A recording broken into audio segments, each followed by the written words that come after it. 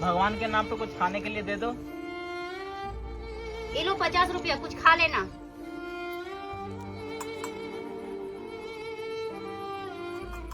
भगवान के नाम पे कुछ खाने के लिए दे दो।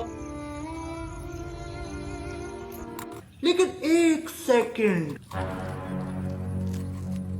अरे भैया, आज के लिए तो मैंने दे दिया, फिर आप क्यों मांग रहे हैं? अरे दीदी, आपने तो आज के लिए दिए हैं ना, मुझे तो कल का भी देखना है, परसों का भी देखना है और आगे तक का भी देखना है ना। हाँ यार, ये रोज रोज खाना कैसे खाएगा। चलो एक काम करते हैं, इसको रोज खाने का इंतजाम कर देते हैं, जिससे कि इसको भीख मांगना ना पड़े।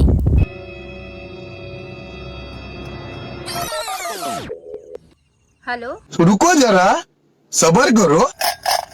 साला लोकेशन तो यहीं का बता रहा है। अरे इंस्पेक्टर साहब, हम ही आपको बुलाए। हाँ बोलो, क्या हुआ? देखिए ना इंस्पेक्टर साहब, कब से ये भिखारी मुझे छेड़ रहा है। साला लड़की छेड़ता है। चलो। अरे नहीं इंस्पेक्टर साहब, हमने छेड़ते हैं। अरे नहीं इंस्पेक्टर साहब, हम नहीं छेड़ रहे थे उसको। दोस्तों, इंसानियत अभी भी जिंदा है।